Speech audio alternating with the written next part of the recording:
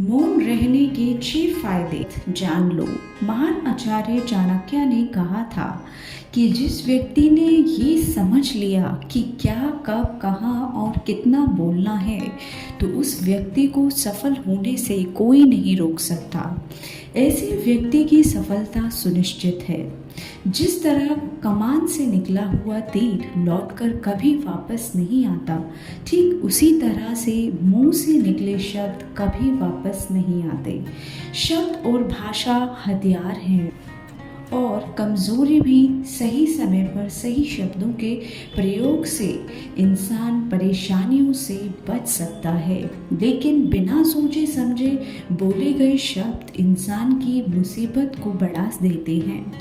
द्रौपदी का ये बोलना कि अंधे का पुत्र अंधा ही होता है, महाभारत के युद्ध का मुख्य कारण बना था। आज भी लोग अपनी जबान का इस्तेमाल दूसरों को नीचा दिखाने और खुद को बड़ा बताने के लिए करते हैं, लेकिन जो समझदार और सफल इंसान होते हैं वो ये अच्छी तरह से जानते हैं कि उन्हें किस वक्त कितना और क्या बोलना है।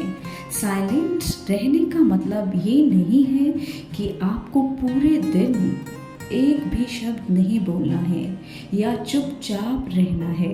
मौन का मतलब है कि बेवजह शब्दों का प्रयोग नहीं करना है। जहाँ ज़रूरत है वहीं बोलना है, लक्ष्य पर ध्यान केंद्रित करना है। आज मैं आपको चुप रहने के साथ ऐसे फायदे बताऊंगी जिन्हें जानने के बाद आप आज से ही नहीं बल्कि अभी से उतना ही बोलेंगे जितनी आपको ज़रूरत होगी।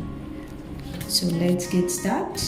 फर्स्ट पॉइंट, मौन लोगों का ध्यान खींचती है। महान आचार्य चाणक्य अपनी चाणक्य नीतियों में बताते हैं कि उन्होंने अपने हजारों शत्रुओं को अपनी खामोशी से पराजित किया था। वो खामोश रहकर अपने शत्रुओं को विचारों में उलझाए रखते थे और सही समय आने पर वह अपने दुश्मनों को ईंट का जवाब पत्थर से देते थे। साइलेंट यानी कि चुप्पी किस तरह लोगों के अटेंशन को ग्रैब करती है, यह बात आप इस उदाहरण से समझ सकते हो कि जब क्लासरूम में टीचर किसी विषय पर बात करते हैं तो स्टूडेंट उनकी बात को बिल्कुल ध्यान से सुनते हैं, लेकिन जब अचानक टीचर या स्पीकर बोलना बंद कर देते हैं तो सभी लोग आश्चर्य में पड़ जाते हैं। अरे क्या हो गया भाई, कम्युनिकेशन बंद क्यों हो गया? मैं जब स्कूल में थी तब अक्सर ऐसा होता था और आपके साथ भी ऐसा हुआ होगा।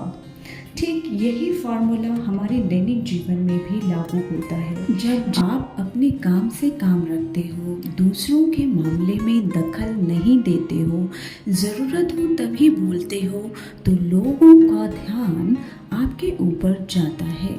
और अगर आप कम बोलते हो, ज़रूरत हो तभी बोलते हो, तो लोग आपकी बातों को ध्यान महत्व देंगे। लोग आपकी बात को उन लोगों की तुलना में ज़्यादा प्रेफरेंस देंगे, ज़्यादा याद रखेंगे जो लोग बिना ज़रूरत के बक बक बक करते रहते हैं। सेकेंड पॉइंट, मौन बातचीत में मदद करता है।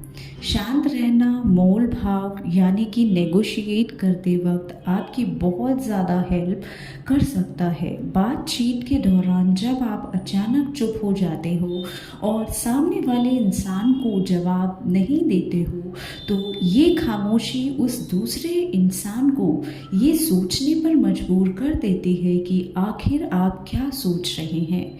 तो फिर इसी चीज़ का आपको फ़ायदा उठाना है। सामने वाले को ये सोचने दें कि आप क्या सोच रहे हैं।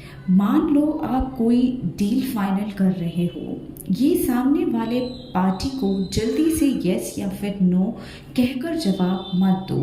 कुछ सेकंड का पॉज लो। आपकी ये चुप्पी सामने वाले इंसान को परेशान करेगी और वो सामने वाला इंसान बोलकर आपकी इस खामोशी को भरना चाहेगा। उनको सारी बातें बोलने दें जिससे बातचीत आगे बढ़ाने में मदद मिलेगी और आपका साइड बातचीत के दौरान ज़्यादा भारी रहेगा।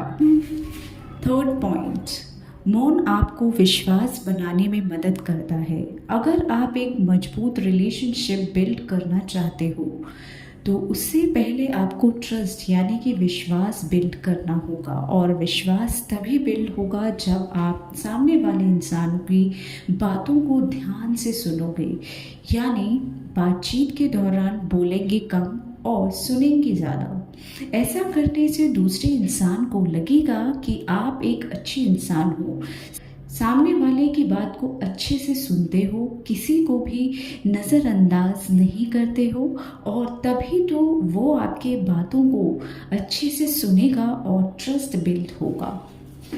फोर्थ पॉइंट, उत्तर प्राप्त करें। आपने ऐसे कई सारे लोगों को देखा होगा जो कोई प्रश्न पूछने के बाद रुकते ही नहीं हैं, अपनी बक बक चालू रखते हैं या फिर दूसरे को बोलने का मौका ही नहीं देते। अब अगर आप भी ऐसा करते हो तो आपको दूसरे इंसान की पर्सपेक्टिव को जानने का मौका ही नहीं मिलेगा। लोग आपके प्रश्नों का जवाब ही नहीं देंगे। इसलिए कोई भी प्रश्न पूछने के बाद आप साइलेंस हो जाओ। आप अपना ओपिनियन मत दो। लोगों का क्या ओपिनियन है उस बात पर, उस प्रश्न पर आप जानने की कोशिश करो। शायद आपको कुछ नया सीखने को मिल जाए। कुल मिलाकर आप प्रश्न पूछने के बाद जितना जल्दी चुप हो जाओगे, आप उतना जल्दी आंसर मिलेगा। स्वामी विवेकानंद जी, जो अपनी बुद्धिमता और विजडम के कारण पूरी दुनिया में जाने जाते हैं, उनमें भी ये क्वालिटी देखने को मिलती है। वे भी अपने गुरु रामकृष्ण जी से जब भी कोई प्रश्न पूछते थे तो अपना ओपिनियन तो बाद में देते थे, लेकिन अपने प्रश्न पूछने के तुरंत बाद चुप हो जाते थे, ताकि उनके गुरुदेव की क्या राय है उस प्रश्न को लेकर, उस बात को लेकर ये जान सकें। फिफ्थ पॉइंट, नम्र शक्ति। साइलेंस एक शॉर्ट पावर है, मतलब एक ऐसी पावर है जिसकी मदद से आप सामने वाले से बिना लड़े उसको हरा सकते हैं। इसका सबसे बेहतरीन उदाहरण है महात्मा गांधी जी, जो कि सत्य और अहिंसा के मार्ग पर चले थे और बिना लड़े उन्होंने अंग्रेजों को धूल चटाई थी। महात्मा गांधी जी जानते थे कि अगर हमने अंग्रेजों से लड़ाई की तो हम उनसे कभी नहीं जीत पाएंगे। उन्होंने शॉर्ट पावर का इस्तेमाल किया और अंग्रेजों को हराया। कई बार लड़ने से और झगड़ने से प्रॉब्लम सॉल्व नहीं होती, चुप रहने से और शांत हो जाने से प्रॉब्लम सॉल्व हो जाती है। सिक्स्थ पॉइंट, विचारशील मौन। द क्वाइट बुक के ऑथर सुजैन केन अपनी बुक में बताते हैं कि थॉटफुल साइलेंस कई सारी मुसीबतों से बचा सकती है। एक लड़का लैपटॉप खरीदने जा रहा था, तभी उसको रास्ते में वर्षों पुराना एक दोस्त मिलता है, जो उसको बोलता है कि तुम जहाँ लैपटॉप खरीदने जा रहे हो उसी के पास में एक घर है, वहाँ ये सामान डिलीवर कर देना।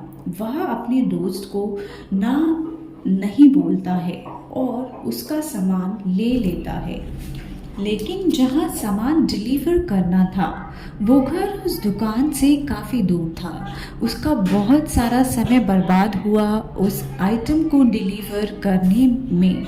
बाद में जब वह दुकान पर पहुंचा तो वह दुकान बंद हो चुकी थी।